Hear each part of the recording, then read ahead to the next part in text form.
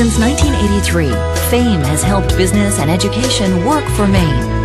Contact the authority, the Finance Authority of Maine. You're watching Mainebiz Sunday, Maine's business news source. Welcome back. We are continuing our discussion of Maine's lobster industry. With us today we have Dane Somers, Executive Director of the Maine Lobster Promotion Council, John Hathaway, CEO of Shucks Maine Lobster, and David Etnier, Deputy Commissioner of the Maine Department of Marine Resources. Let's continue on where we left off. We were talking about some of the recommendations that came out of the task force, the 2009 task force, and some of those recommendations were really focused on marketing and R&D. And I want to ask a question to John about the research and development side of this. The report also recommends significant R&D funding to support the investigation of nutritional attributes of the Maine lobster, kind of like the blueberry industry's done to push the antioxidant thing. Is that a good idea? Let's go. That's where we need to go right now. Okay. Here's the deal. If you look at it, you look at cranberries. Whoever ate cranberries? Nobody. Until there was, people had kidney stones, and then all of a sudden they decided cranberry juice is good for that. Now cranberry juice is in everything. So now it's become an ingredient. You look at blueberries. Blueberries was a 50 million pound industry going down to 20 million pound. Now it's 100 million. Why? Because the research showed that it's the best antioxidant.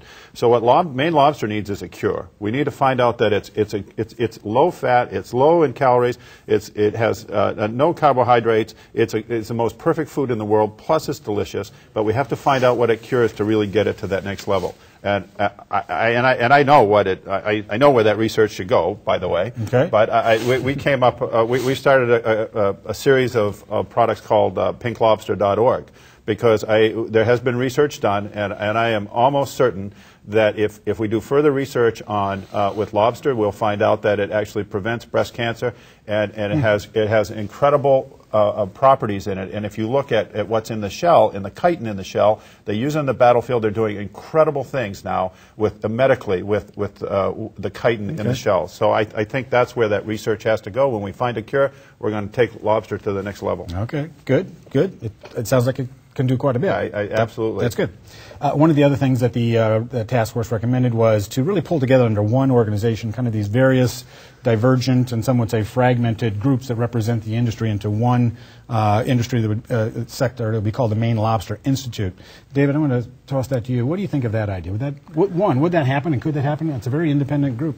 Well, I think it would be very difficult in reality to make such a thing occur. I mean, most of the entities that are being referred to there are nonprofit NGOs, non-governmental organizations. The legislature, this department, others can't say you should go merge with this other non-governmental organization and work together. Thank you very much. They're independent now. They're on their own, and they probably like it like that. But stepping back from that, there's probably some merit to some merger there and cohesiveness to what they're researching and what they're looking for. There's a lot of time spent by those entities now on a lot of money spent on bricks and mortar and fundraising, often from the same sources to do their work they're doing. They don't necessarily interact or coordinate their efforts, and there's probably duplication that should be eliminated in the name of efficiency. But again, they're not something we can legislate into efficiency, if you will. Do you think that, though, the industry itself, those various groups, will see merit to this and start moving in that direction?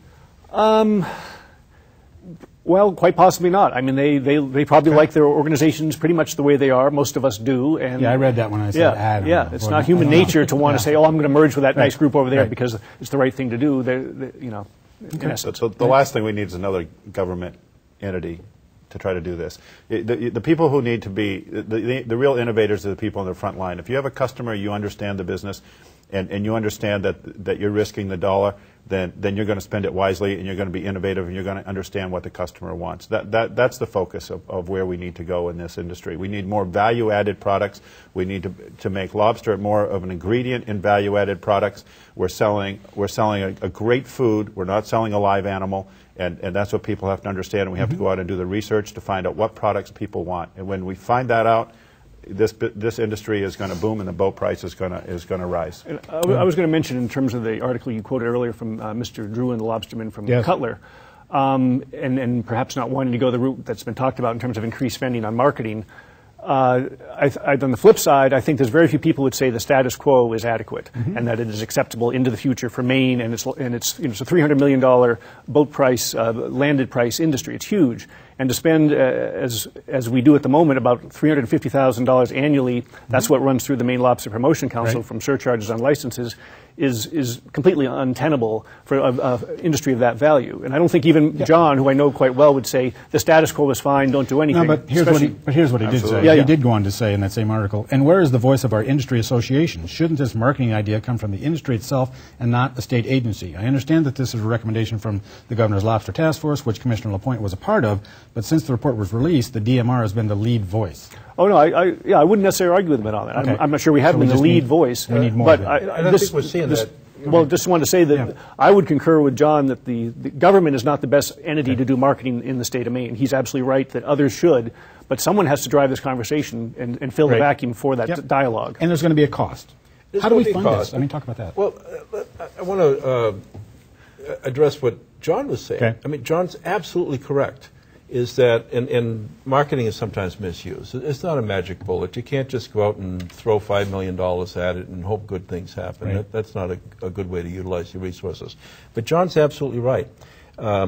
We do need to have research now. We do need to differentiate Maine lobster from other lobsters and other seafoods in order to go to market with a compelling message and one that drives profitability for this industry.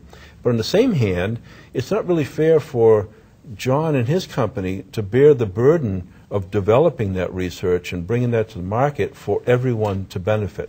So it really calls for an industry collaboration, an industry association.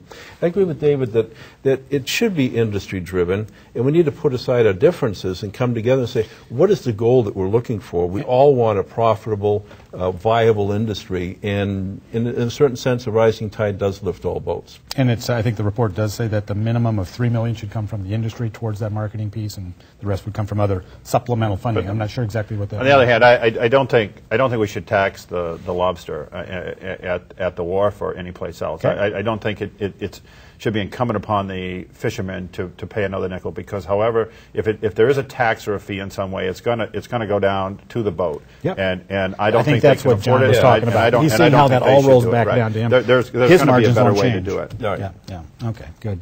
But if we do do the research to find the value-added products that people want, then we can take the same 80 million pounds of lobster and we can turn it into much, much higher. $400 or $500 million. $400 or $500 or $600 million dollars. I think that is what the report was trying to emphasize, the return on that investment. And that's going to go back down to the boat. It has to, because you have a sustainable supply, you have more demand, it's pure capitalism, it's supply and demand, and you increase that market, you have the and dealers that price competing has got to against go each up. other on the And waterfront. as a processor, that's fine with me. It doesn't matter what, I'm happy to pay a higher price at the boat to make sure that we do have that sustainable supply and people go out. So make sure they got that piece, that you're happy to pay. I'm happy to do it. No, it makes sense. Because it's no good if they can't make a profit. Absolutely right. I want that customer at the other end to demand more product and more value-added product and be willing to pay a higher price, which they will be. The evidence is clearly there that they will. Okay. We're going to have to wrap right there. I got a ton more stuff I want to get into, and we're going to keep you around for a while, and I'm going to talk about some of those things, some politics stuff, some more on the certification. Yeah, we haven't talked about Canada yet. I got a whole segment on Canada here. So we're going to it's Maine Lobster. It's the Maine brand. It should be Maine jobs. The profit should stay in Maine. And that's a question I have. So we're going to kick you around for our Afterthought segment, which we'll see on the web. So stay right here. Great. You can catch more of this discussion in our exclusive Afterthought segment, seen only on the web. Go to mainebiz.biz and click on the Mainebiz Sunday link. We'll be right back. Mainebiz Sunday is made possible in part by funding provided by the Finance Authority of Maine.